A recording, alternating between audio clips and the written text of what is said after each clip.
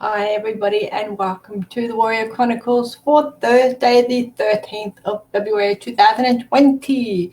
We're in February already. We're actually halfway through February, which is just mind-blowing considering we all couldn't wait to be here. I did warn you though that January is going to be super fast and we're still trying to find where our feet landed by the time February came around, but we're starting to gain momentum now, which is awesome because we need to gain momentum, otherwise this year will be over and we'll feel like we've achieved nothing. We don't want to do that.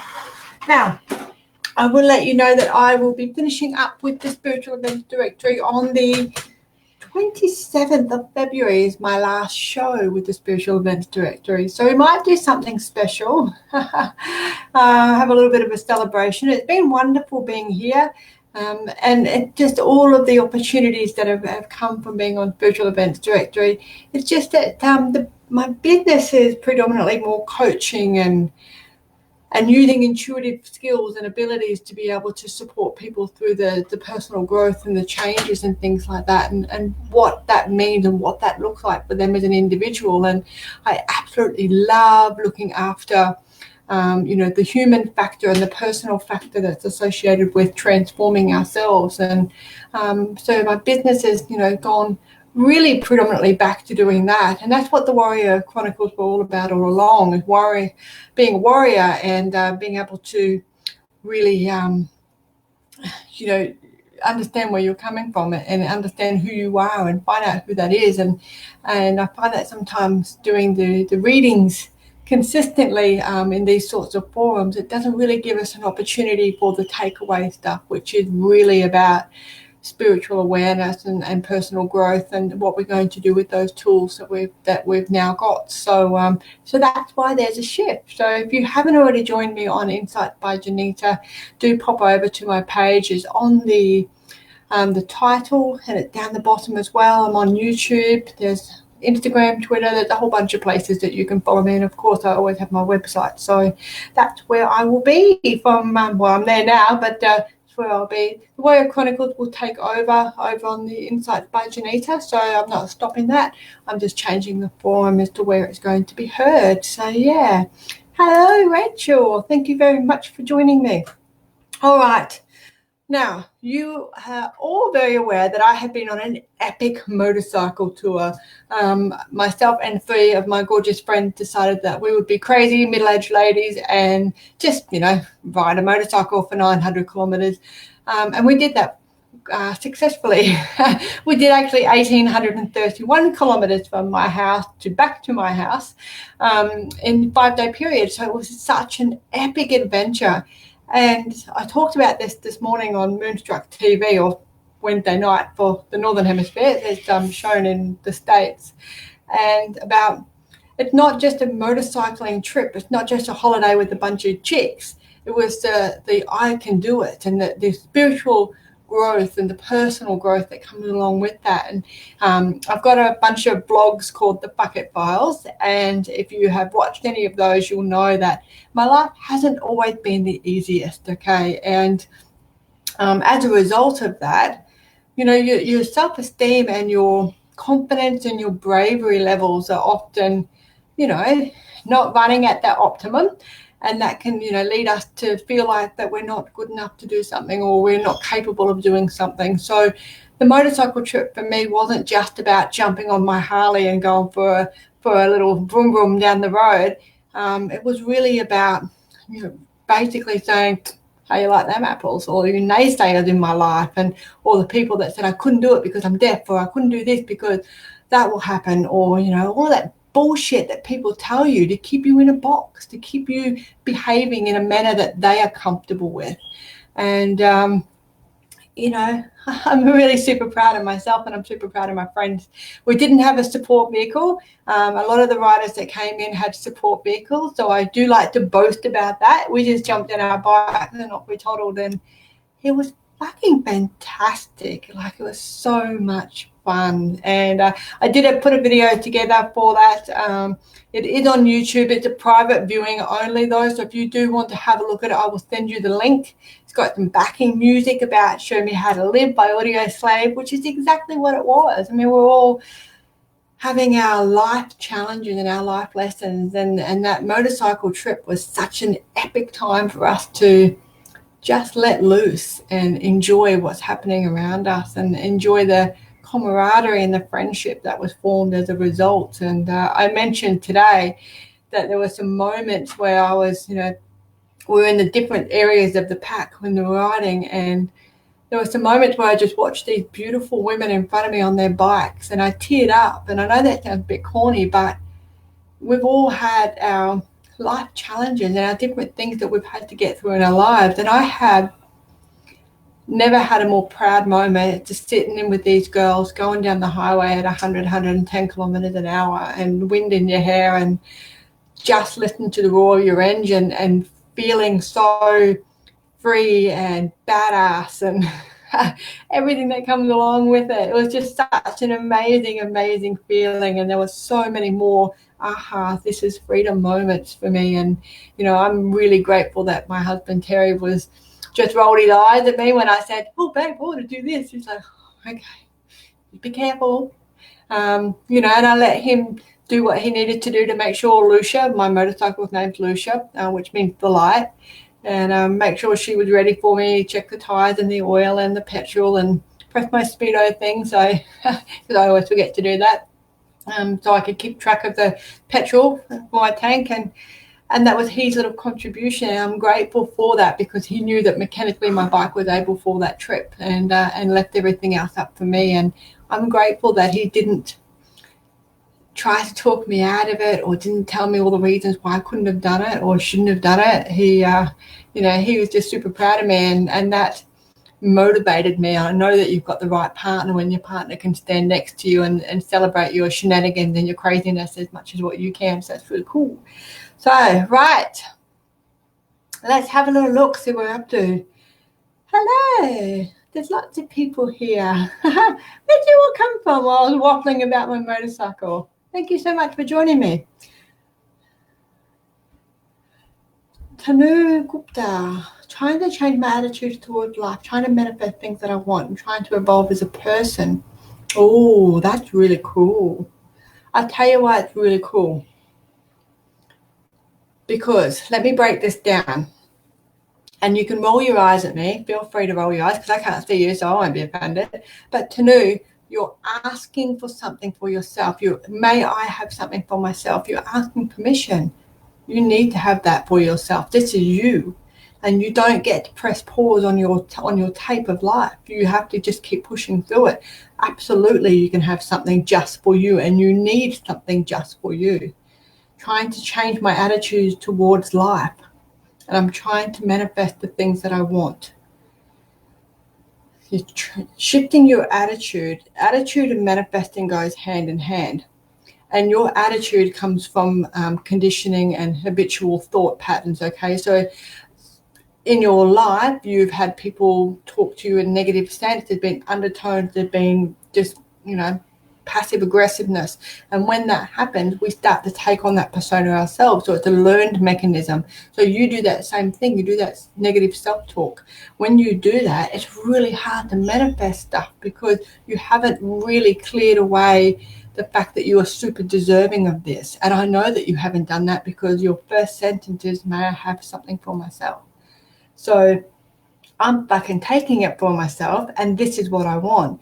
And I'll use this analogy to make it really, it's just a cool analogy. I didn't make this up. I heard it from someone else, and it was brilliant because it stuck to me. And I got in an instant the easiest way to manifest. And I've written a book on manifesting, and I've taken the witchy way because I'm a witch. I used to practice witchcraft. But what this is you've got to look at manifesting in life like a Google search bar. You don't put into the Google search bar everything you don't want. You put in very clearly, very distinctly, and very directly what you do want. Quiche recipe, red car, Harley Davidson. I want to buy a Harley Davidson. What is the best tire pressure for this? What is the best snake temperament for a pet? You don't say, I don't want a snake that had this, this, and this, and this. You put in there what you do want, okay? And that's how we have to manifest in life. And, don't beat yourself up because you're trying to change your attitude. You're trying to change your attitude because you know that what has not worked for you in the past, and you don't want to carry that not working for you in the past into your future. So the best way to do that is, you've already caught yourself on it. You know that you have this cycle that you go through where you're not exactly kind to yourself. Now, when we start on this road, it doesn't matter, age has got nothing to do with it. Lifestyle has got nothing to do with it. It's just that one day that you wake up and you go, fuck it, there's more to life than this. And your ability to change your attitude and catch yourself is remembering that you actually are allowed to do that. And as an adult, there's two things we have to do: tolerate and not tolerate. And nobody on the face of this earth has the right to tell you whether you tolerate something or whether you don't tolerate. You allow people to dictate to you. You enable their behavior to tell you what you should be thinking. But it's you that's allowing that, not them. But you have to put your foot down with your boundaries. So shifting your attitude towards your life, counting your blessings of all the things, even if something's really shitting you, like I always say, I positively are going to punch you in the face if you keep annoying me. And the fact that I've twisted it, and I'll know that it's not a very nice sentence, but I have a giggle and I started to smile then, because I positively will punch you in the face if you keep annoying me. And you can't help but giggle because you've taken a frustrating situation and you've honored the fact that it's frustrating, but you're trying to turn it into a positive. And you have to be realistic. We're humans, okay? We're not Zen masters. So trying to evolve as a person and internally, letting go of all that shit that no longer serves you, being able to put your boundaries in place, being able to embrace the things that you want to do as you. And you're not just waking up one day and going, okay, I want this new path, and then everything else falls into place. You've actually essentially got to undo all the bullshit that happened as well. You've got to undo your childhood trauma. You've got to undo that teenage year trauma, any bullying that went on, any psychic trauma that happened as a child in your theta subconscious for that first 8 years of your life. And really, I know it sounds like a lot of work, but it's not, because once you go, oh, okay, I get this now, it starts to become easier and easier. Spiritual growth and personal growth is not hard. It's undoing all that fucking conditioning that people drum into us from an early age. And you weren't allowed to talk about those things either, Tanu. You weren't allowed to really get them out. And that's why I'm choking right now. So start writing things down, because I think you'll be more confident and comfortable writing things down. And as you find your voice in your writing, then you'll start finding your voice in yourself. Catch yourself if you start being negative. So no, that's an old conditioning and I'm not doing that anymore. Put your hand up if you have to. No, that's an old conditioning. But you have to catch yourself. You're responsible for your own happiness. Nobody else is. So do that, my love. Do that and see how you go. There's evolving as a person that will come, okay, because you've already acknowledged that what's happening for you now is not working and there's got to be more to life. Now, interestingly, Jess Ainsworth, who runs Lunar Lotus Crystals, she sent me 4 beautiful crystals, and the closest one to me, and as soon as I actually said your name, Tanu, the peach moonstone came up. Now, everyone knows I don't do crystals. Peach moonstone is for inner growth and strength. It's a calming and soothing energy, connects to all that is love and fertility, so not necessarily childbirth, but building things, giving growth and giving birth to things, and helps with developing intuition and clairvoyance while offering protection. So have a look at that stone. See if you can get yourself one. You can do it through Jess, or you might have your local crystal store. Peach moonstone, and see if you can get some of that and wear. Whoop, there you go, spirit likes that. And get yourself some of that and just see if you can work with the crystals healing as well. So and see how you go. Right, let's keep going. Susan Robbins says, I'm looking well and happy. Beep, beep, yep. It was awesome. I was so tired when I first got home. It was nuts. Hello, Sandra. Sandra's one of my biking girls. She did the epic adventure. It was just fucking mad. Right. I'm proud of myself driving from the heart of the outback to the coast. I was so sure I couldn't do it, but I did it and I became stronger doing it. Natasha, that is so true. Like, I literally was crapping my pants so much. A little bit embarrassing, but I don't mind standing it, talking to you about it. Is I got everything on my bike on the morning that we were leaving. Right? I packed it. Everything was okay. Got my jacket, got my keys, my motorcycle keys, got my wallet, got my phone, double checked everything. And I wasn't going to take my car keys because just extra bulk that I didn't need. So I left them inside and I had the door open but locked for a good 15 seconds while I just went back over everything. Got my scarf, got my riding glasses, got my gloves, got this, got that. Shut the door. Got to my bike, put everything down, went to take the steering wheel lock off, and I had actually left my helmet inside on the table. I was so embarrassed. And years ago, I would have tried to find a way to break into the house and not tell my partner. Or years ago, I wouldn't have been allowed to go anyway. But because of fear of being ridiculed or being put down, and I rang Terry and I could literally hear him laughing. And he came and saved me and opened the door. And I got my helmet, got on the bike and went. And I shared that with the girls because I was so nervous. And I knew that as soon as I saw these women, I'd be okay. And my nervousness would just disappear and my excitement would take over. And that's exactly what happened. But, yeah, I was so nervous. I left my fucking helmet on the bench. So, yeah, how embarrassing was that? But you get stronger and stronger and stronger. It's really cool. Okay, I'm setting some boundaries recently, but over the top reaction from me upset someone else. Susan, I actually cover this in one of my very early videos about boundaries because by the time you get to setting your boundaries and understanding that boundaries are not selfish, they're really healthy, we're already at that point of you're going to choke the living crap out of someone.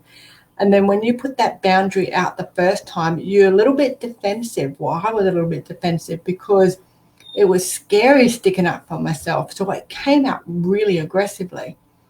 And then I got an instant reaction from that person and they backed off. So that gave my little ego a power boost. I thought, oh, I've got this shit now. I know what to do.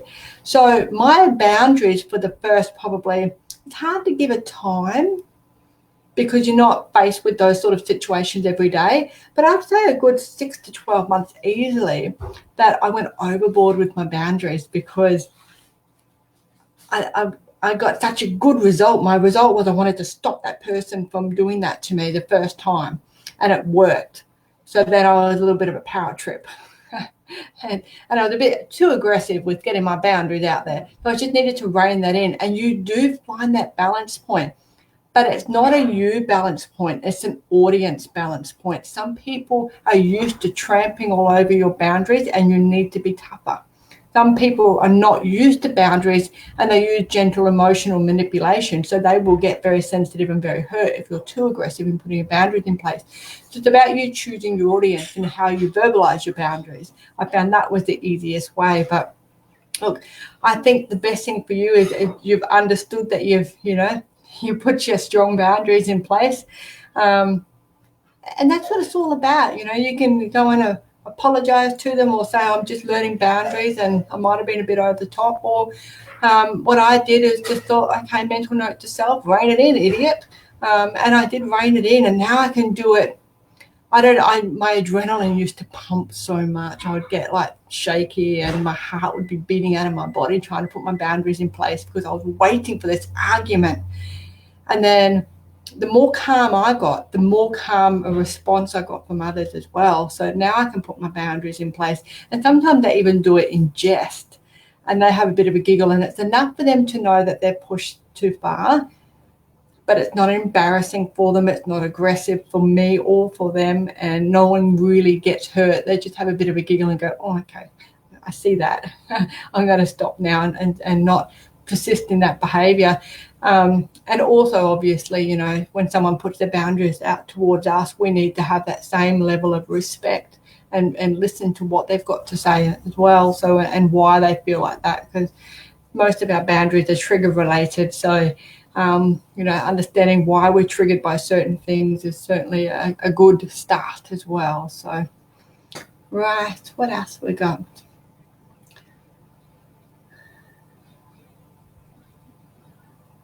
Dolls. Yes, I'm at the stage and have recognized where I have inherited my negative traits from, and I'm now on the path to change and shed it. Absolutely. Absolutely. And this is the funny thing, like we hear so many, like I'm in my 40s, and when I was growing up, your parents said to you, stop your crying, I'll give you something to cry about. I took such a long time to learn how to cry and not feel ashamed, or not do it in secret, hiding away from everyone, because I was absolutely convinced that if you cried, someone will really give you something to cry about. Just little things like that we learn. And I know it sounds silly, and so many of us heard it when we were kids, but I literally did not cry for probably 35 years. I actually had a lady say to me once in my 20s, do you even have tear ducts? And I was going to punch her in the face. And then I remembered, that's not the way to do things. I was doing the boundaries. But I thought to myself, wow, these people actually think that I'm not sensitive. They don't realize that I'm reacting in this way because I'm so sensitive, and you've just cut me to the core. But because I couldn't show that emotion, because you don't cry, okay, weak people cry, not strong people, then nobody could actually read my emotion. And it was awful, because it meant that some people thought that I was super tough and super strong. And really, I was absolutely crushed on the inside, but I was too scared to show that vulnerability. So a lot of negative traits from growing up, and that's not bagging out parents. I mean, you do the best you can till you know better, and then you do that. So, but anybody in our sort of age bracket, I think probably didn't have the easiest of childhoods. I mean, divorce was all the rage. For everybody at my school growing up, especially in my primary school years, everybody got divorced, and there were kids crying all over the place and broken families. And I used to pray every day that my parents would get divorced, because I hated the pair of them. They were horrific people. So, and I thought if they got divorced, then maybe they would go off and meet a nice person, and then I could have a nice life. But then that never happened. So, yeah, it's about identifying those traits and shedding them and turning them into positives, and turning them into a way that we can live in a healthy manner as adults. So, yeah, it's really cool, because a lot of people go through life saying, well, my parents did this and never hurt me, and not realizing that it actually did, and that impacting on their own children as well. So, yeah. All right. Excellent.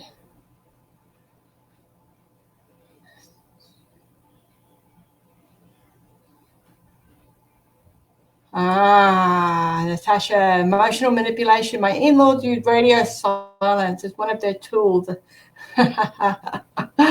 You know what? I actually had contestant number 3, so I don't refer to them as boyfriends. I refer to them as contestants, because then I found my perfect match, which is my husband. And he used to use the silent treatment on me, and he was really good at it. I mean, I'm talking about a grown-ass man that could give me the silent treatment for up to 2 weeks at a time. kind of admirable, fucking childish, but kind of admirable that he could maintain that facade for such a long time. But it is difficult, because how do you resolve anything? How do you talk about things? How do you come to a solution if you can't communicate? And it makes it really hard. And they know, the people that give you the silent treatment, they know that they're not going to win the argument. So the only way they can do that is by cutting off your oxygen, so ignoring you. And that's how they belittle you. That's how they stop you in your tracks, because sooner or later you'll stop talking to them. And that's what they actually want. They want you to leave them alone, they will call you when they want you, that sort of control over the situation. So, yeah, I would sing a song. I'd learn a heavy metal song and sing it at the top of my lungs, but I'm a shit stirrer, and I think stuff like that is hilarious. I had a mother-in-law once who was an interesting person, to say the least. And every single time I was anywhere near her, she would say something negative. And I'm like, fuck. another negative thing. And I was talking to someone one day and they said, make this negative diary. And I'm like, oh my God, I'm not writing down what this woman says. It's bad enough listening to it, let alone keeping it forever as a keepsake. And they said, no. Put a tally in your diary every time. So take a little book, put it in your handbag.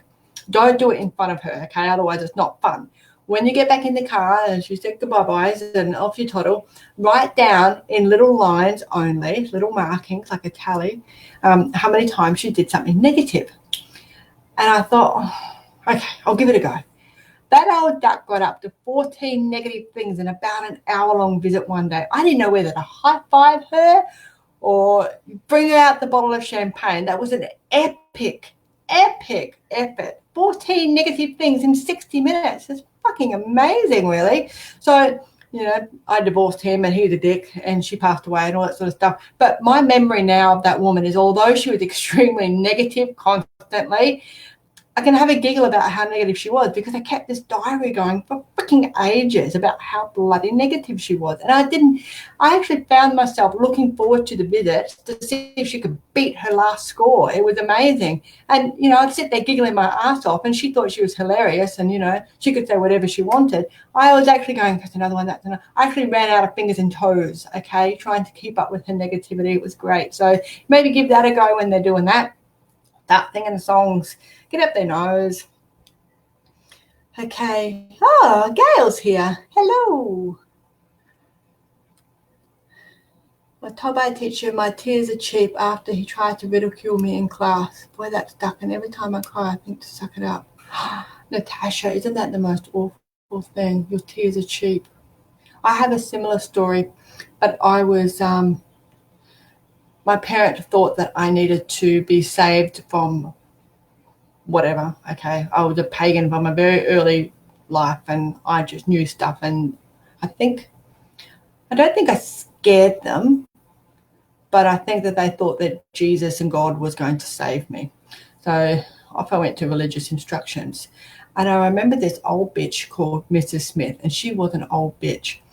And back in those days, listen to me, poor old lady, the religious instruction teacher would be in the middle of the classroom and we all had to take our chairs and face the wall, and our desks were like that. So we actually couldn't look at anybody else. We weren't allowed to look sideways or anything. We just had to write down whatever she was saying.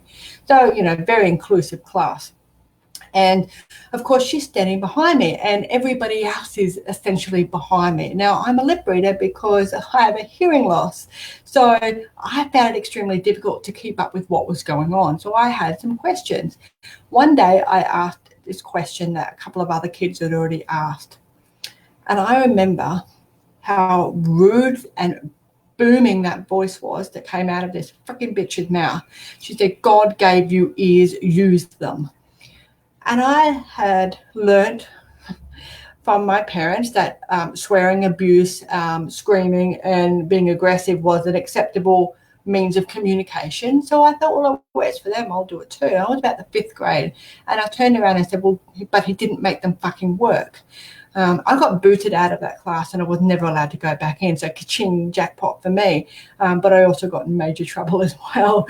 But what an assumption for her to make. And that had never left me, that, I'm not using my ears. The reason why I don't use my ears is because I was crying as an infant and my father backhanded me or hit me in such a way that actually caused damage and I lost my hearing. So God gave me a father. Too bad he didn't make him one that didn't hit kids. So and I don't want anyone to feel sad about that, okay, because I really don't have any recollection of that small when it happened. So I was a very tiny baby. I was a baby, and so I don't have any recollection. And but you know, what a horrible thing to say. And adults don't really understand the impact of their words sometimes. And Natasha obviously is that horrible teacher. Did the same thing to you, made you feel like you were devalued and you know, you have no place in that classroom because your tears are cheap. A horrible thing to say to people. Dales, I learned aggression from my upbringing and I deal with situations with aggression. I'm now in my 40s and I'm seeing this and no longer want it to be part of who I am as it is destructive. You know what? That's exactly it, isn't it? That's just part of you, and it's got nothing to do with age. You don't just wake up as a 28-year-old or a 32-year-old or 40. You know, some people never get it. They don't get it, and that's fine. Like, you know, everybody's different. But then when you start to question things like, and start to work out, you know, everybody else is not doing this. Why am I like this? You know, I dated 3 not very nice men. Okay, they just were not nice. They were abusers in different ways. The first one was the most abusive, and then the second one was emotionally abusive and financially abusive, and then the third one obviously gave me the silent treatment, and it just was emotionally abusive, really, in a lot of ways. And so I sort of thought all of that came from my childhood. Okay, so it's got to be at some point where you think to yourself, okay, so I'm the common denominator. Why am I attracting these types of people? What is it about me that makes it okay for abusers to want to hang out with me? Or why am I picking abusers? What is going on? I mean, these are 3 very different men, culturally different backgrounds, different age groups, different to look at. I didn't even have a physical type, so they're completely different in every single way. So it didn't make any sense that I was picking a certain culture, or I was picking a certain type of man, or a certain certain dynamic of person. I was the common denominator, and that was a big fucking moment. And I remember putting my head up and saying, well, I don't want to live like that anymore. So what do I need to do about me so that I'm attracting the right kind of person? And it works. Okay, it really does work. You do the self-work, which is why I don't mind doing relationship readings, and they're coming because we're almost at 1,000 people on Facebook. But I really love that advocate for the evolution of self, because I want to teach people how to do that and embrace that and really understand who they are as a person and not settle for bullshit, and being able to identify what the things that have happened to them, they don't define you now. You know, you are not your past. You are not what happened to you as a child, and you shouldn't carry around that shame of what adults did to you or what other people did to you, because you're your own person now. So quality of life is very important. We need to write these things on paper and then burn it and let it go. Absolutely. So this is the only thing is, sometimes with doing that is it makes such a profound impact on you that it sometimes is harder to let go, especially if there's a psychic trauma around that, which really, and ancestral baggage comes into it as well. You know, it really makes you feel like sometimes it's so ingrained in you that you don't realize that it's something that you need to let go of, like that aggression. You know, you get to quite older in your life and you feel like, you know, that's what's going on, and it's hard for you to let it go because it just seeps into every recess of your soul, and it's just hard. So, you know, you can let things go once you do that trauma work and do that emotional blockage work, and then you can let it go. But yeah. All right. Don't let people celebrate with you at your best if they don't believe in you at your worst. You know what? That's a great statement, and it's not really. There's so many people that really struggle with that. I know that you know, everyone wants to celebrate when you're doing really, really well, but where are they when you put your hand up? And you see that a lot on Facebook too, because there's so many false friendships and false people, and that dynamic that everything has to be roses all the time, and it's not always the case. And then when you find yourself in a bit of a pickle, it's almost harder to say that life is not working for you, or that, you know, you're having this challenge because everybody else has got this falsehood that everything in their life is absolutely perfect. And it's not really a case of keeping up with the Joneses. It's more along the lines of you know, that little bit of embarrassment, I suppose, that you feel that, you know, things are not going as roses for you as what they can be for everybody else. So yeah, it's really interesting, isn't it? Oh, I've got the resident stalker, Piak Surat. Is that how you pronounce your name? See, this is what I mean by bullying. So this person pops up every now and then, and every second or third comment, they put bullying things out there. And we were talking about domestic violence one night too, and this Piak person popped up, and it was really interesting because people like this try to set you off guard or try to redirect what you're doing, but we're in a group talking about empowerment and things like that. And then we've got someone like this who is completely outvoted, throwing out words, calling me a cockhead, I think called me a cock, stuff like that. And I just think, you know what, you're so insignificant. You're part of a minority.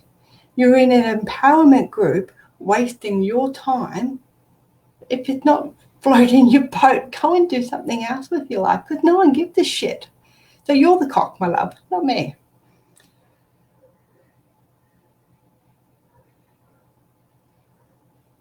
Mina, I wish my son found you before he died. His ex caused him so much pain and messed with his brain. It's difficult, isn't it?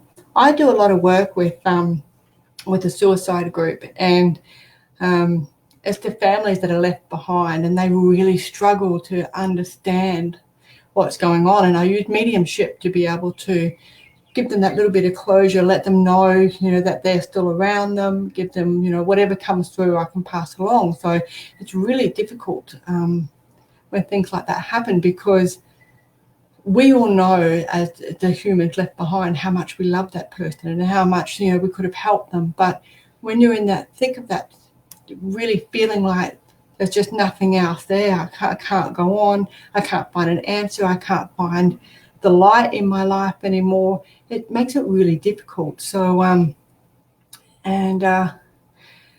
it's just how you hear about those kids that suicide when they're so young because of that bullying and that abuse for no reason, and everyone's so brave on their keyboards and like this little whatever Piak is, and they're so brave, and they're quick to throw out abuse and nasty words and vindictive behavior, and they don't realize that the impact that they have on people. And some people really take that to heart, and they feel that suicide is the only way because they really listen to those words, and it's awful. And when you've got that extra layer of an associate or a connection with a loved one, and the loved one is doing that to you, it can make it really like super hard for you to get your head around it. So I wish that your son had a family too. We might have been able to work together to be able to alleviate some of that pressure from him. It's just your son's a very handsome man. I remember now, Mina. He's a very handsome man, isn't he? I've seen him before. Yeah. And the super sensitive souls, they're the ones that we need to watch, because they take everything to heart, and it's that's not always how we can. Most of the time when people suicide, they've already got their mind set on that, and there's not a lot anybody can do to change that. They might be able to prolong it, might be able to postpone it, but generally, it's a huge redirection, because they feel that they're so unworthy, and that's really hard to come back out of, especially when they're extremely sensitive souls. And your son was certainly one of those people, very give the shirt off his back for somebody else. He's just a good wholesome lad. So yeah, that's really sad, isn't it? It's really sad. I think my puppy just tuned into my heavy heart moment, because she just stared at me straight in my eyeball through the window. Isn't that lovely? All right, Tanya Dixon. Oh, spreading my brother's ashes. Hunter.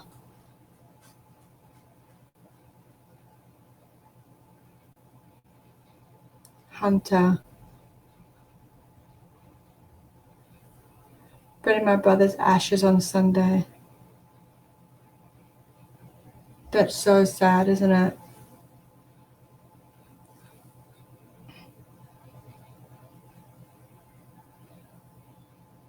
when you do that, he says that you need to have the music really loud, okay?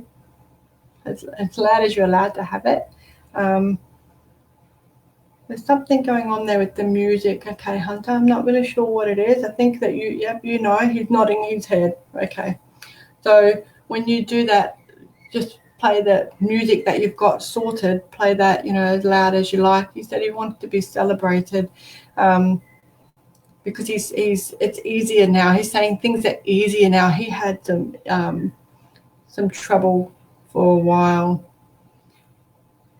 It's almost like there's a disconnect between the heart and the head, okay? Just not one numb, the other's not numb, and then they swap, and it's really hard to get them to connect together and see things logically and emotionally at the same time. He wasn't able to do that balance. So the music was the one thing that he could feel a little bit of alleviation from, that pressure, okay? So make sure you play that. Yeah.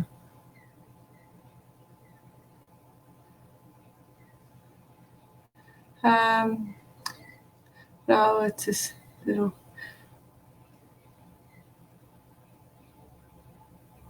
Yeah.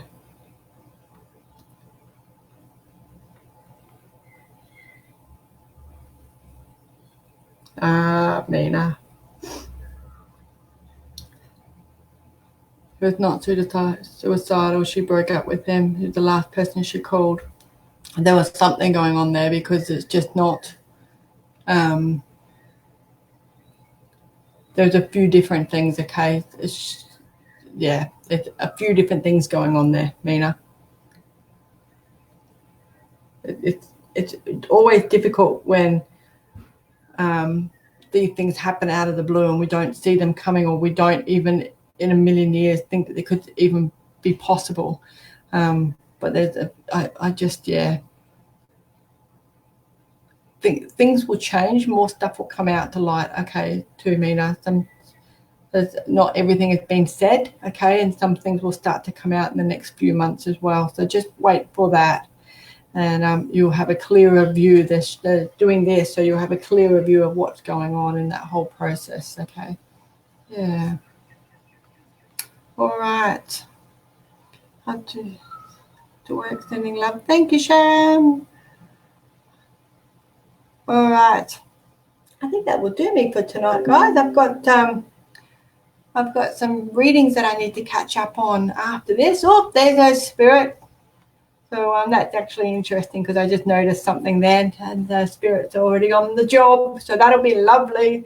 What else have we got here? We'll do a quick collective reading as far as energy is concerned.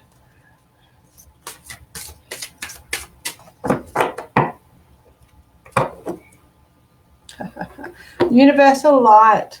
Okay, guys, so Mercury will be going into retrograde very soon. It'll be going in retrograde in Pisces. So that's a time for us to slow down our emotions and really think about how we're going to move forward. It's a time for a bit of restock, okay?